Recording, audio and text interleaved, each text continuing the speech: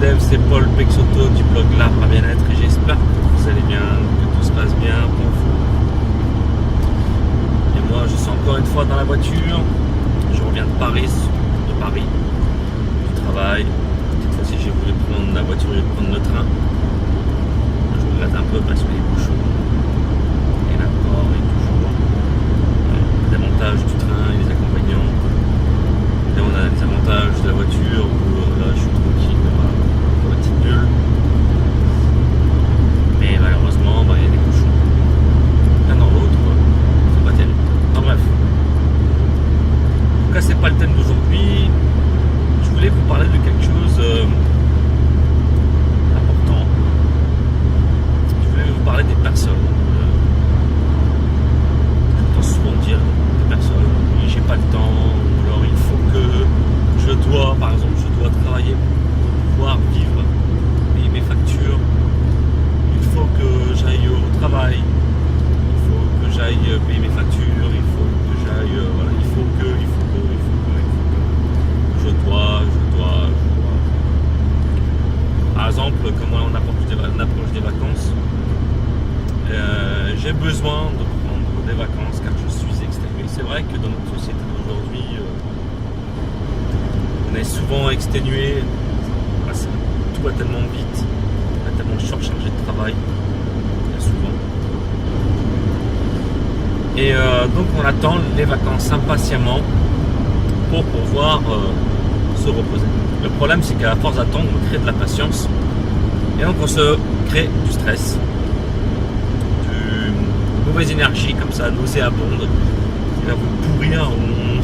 Et le pire, c'est qu'on va arriver au moment des vacances et ça va être encore plus long. Si vous restez un mois, on a l'impression que ça va durer des mois avant d'arriver aux vacances. C'est vraiment horrible. Bien souvent, on est encore plus stressé qu'autre chose quand on arrive aux vacances. Et quand on arrive aux vacances, on est encore dans le il faut que je me repose, il faut que. Et à force d'être comme ça, on est encore plus fatigué. On regarde toujours le temps qui passe, l'heure qui passe. On va toujours essayer de se reposer. Donc toujours dans le besoin, dans le je dois me reposer. Et du coup, ça crée toujours de l'attente, de l'impatience. Et au final, on est plus fatigué qu'autre chose. Donc du coup, on passe des vacances demain.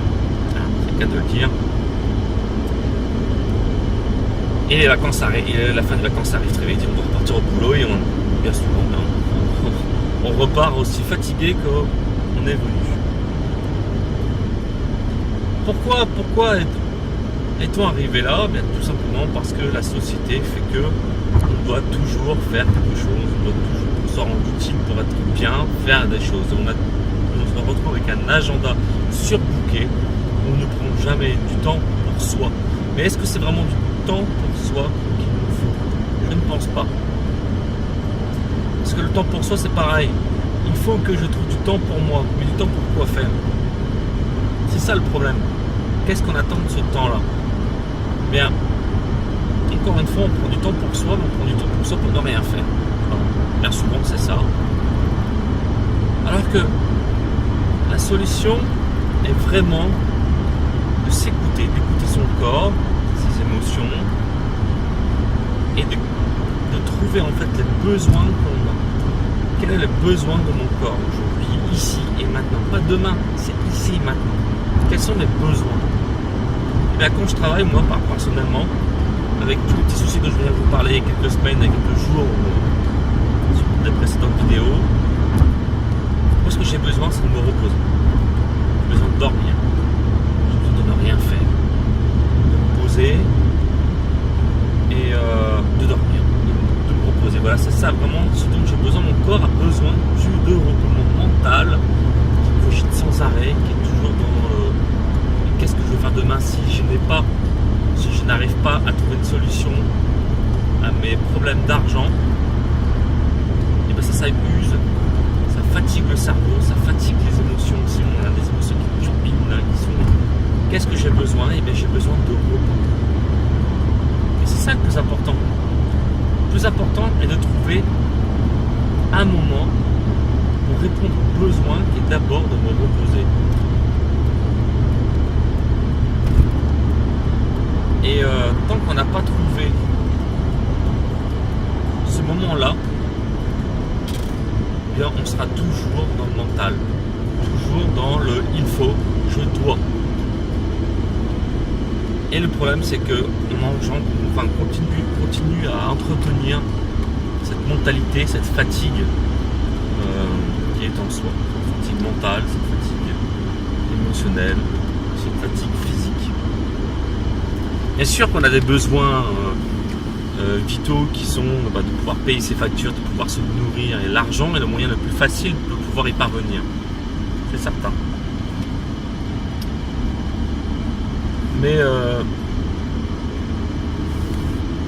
Mais quel est l'autre besoin que j'ai? Comment je dois pas pouvoir parvenir à justement satisfaire ce besoin? Quand on dit je dois, il faut que, eh bien on ne choisit pas. C'est la société qui nous impose de faire ces choix-là. Ça, c'est une grave erreur. S'il y a bien une chose que j'ai compris ces dernières années,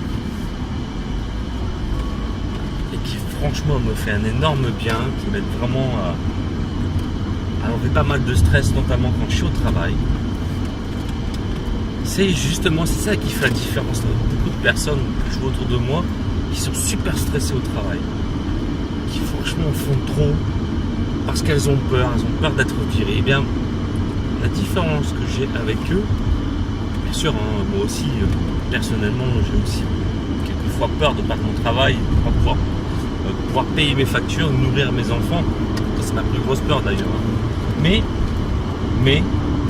bien souvent, quand c'est comme ça, je prends du recul, je prends un moment pour moi, je m'oblige à prendre ce moment et je regarde ce que je vaux, ce que je suis. C'est la base de ma confiance en moi. Et ça, c'est super important. Je prends du recul et je vois que j'ai des capacités. Nous avons tous des capacités énormes. Et c'est justement le fait de prendre ce recul, d'évaluer ces capacités, qui font que lorsque je suis au travail, je me dis, eh bien, à partir d'aujourd'hui, c'est moi qui choisis. C'est moi qui suis le seul décideur de ce que je veux faire. Bien sûr que j'ai besoin d'argent pour pouvoir vivre, mais si ce travail ne me convient pas, je choisis, je décide de changer de travail, de changer mon comportement. Et ça, c'est vraiment...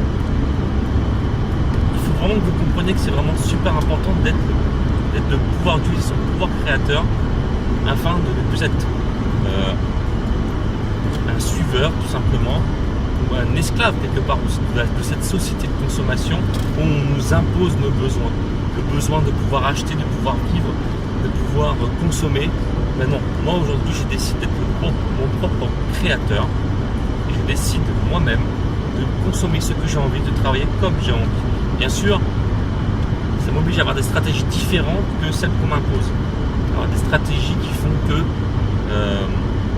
je vais décider en fonction de ce que je ressens, de ce que j'aime, en fonction de ma nature profonde, de ce que j'ai envie de faire, la façon dont je vais gagner l'argent, la façon dont je vais travailler. Vous voyez, ça c'est vraiment important pour soi.